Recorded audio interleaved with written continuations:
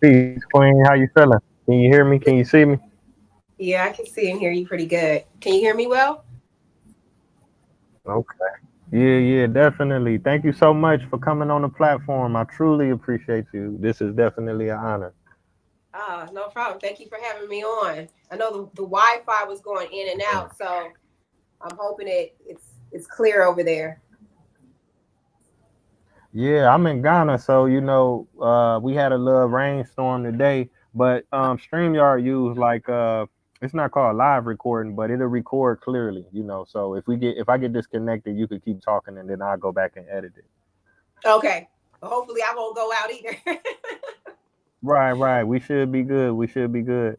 Man, I want to ask you first and foremost, for the viewers who may not recognize you, let them know what your name is and definitely where you from. My name is Angelique Bates. A lot of people best remember me from Nickelodeon's All That. I'm one of the original cast members. And there's also another show that I'm also from, Tim and Eric Awesome Adventure, where I was a lady, where a lot of people apparently know me from that show too. That's what's up. That's what's up. That's major. A lot of people.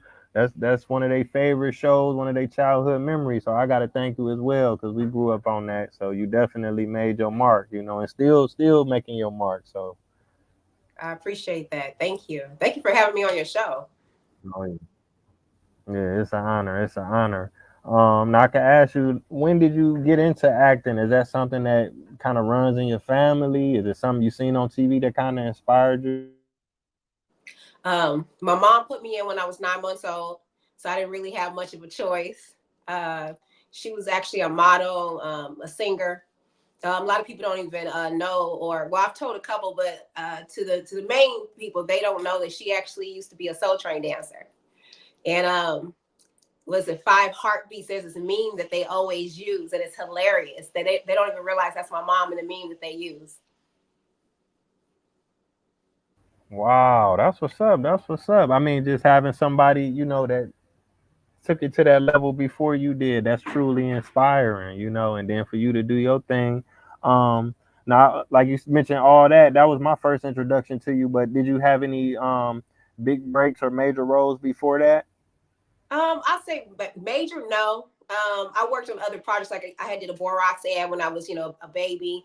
I had a AT&T commercial. I had, did a independent film called Sweet Potato Ride. Bill Dukes helped with that. He would just to even have him like that's already a legend right there. Bill Dukes. Um, Shortly after that, I want to say was probably all that. I did a lot of theater. I grew up in the theater. A lot of people probably didn't even realize that I used to actually sing.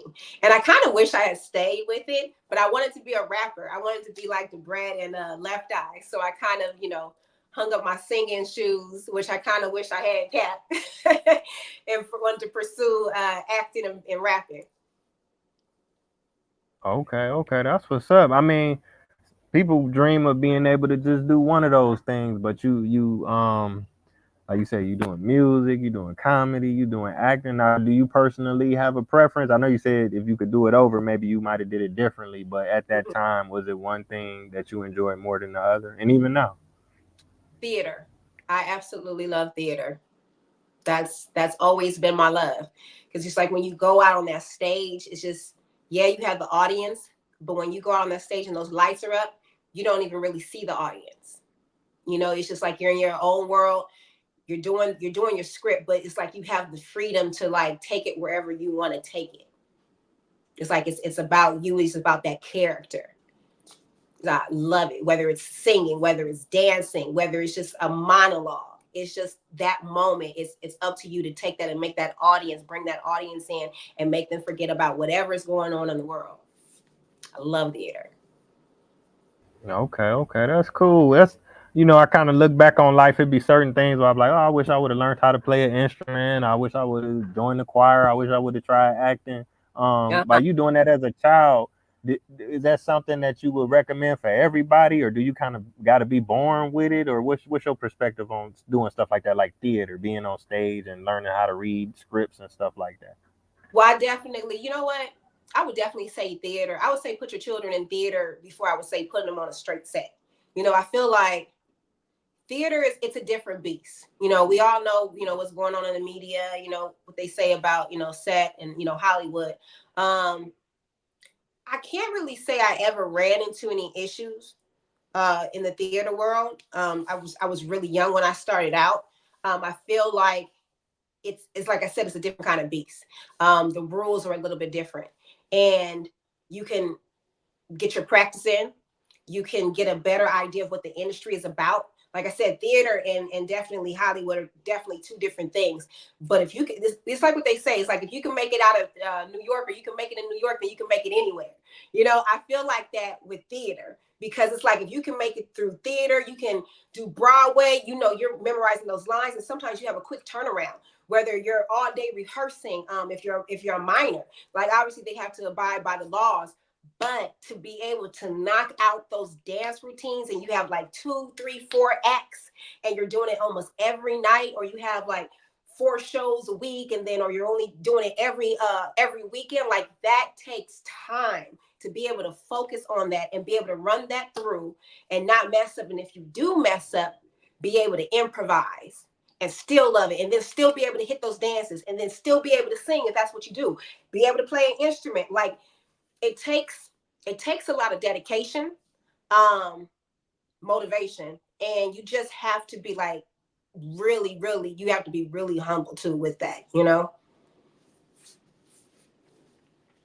Okay, okay. I appreciate you sharing that because, again, like a lot of times, the viewers, we take things for granted. If we go to a show to see a play, or we turn on the television for 30 minutes, we don't realize how many times you had to practice, how many times you had to rehearse, and how many times you messed up, and, stuff like that. So I really appreciate that. Yeah, you Let have me to be see. you have to be strict. Yeah, you definitely have to. Like I said, it's that dedication, because some of us don't even like to go to the gym. You know what I mean? Like we get tired. Things that we just want to do on a regular. It's just like those days that you might not want to go to the gym. Those days you might not want to go here or go there. It doesn't matter in the theater world. It's like, oh, showtime is getting ready to happen, and you have to be able to put that face on and get to rehearsal and make sure you're hitting every mark. Yeah, yeah, that make a lot of sense. Yeah, because for some people it is a struggle for the gym, but then some people in the gym all the time. So it's just like wow, Right. but you don't get a chance to really. They just make it look easy. So, but Right. it's work. I'm not saying it's easy for them, but you put in a lot of time into to making us that one laugh that we got. You put a lot of time into that, and I appreciate you for that.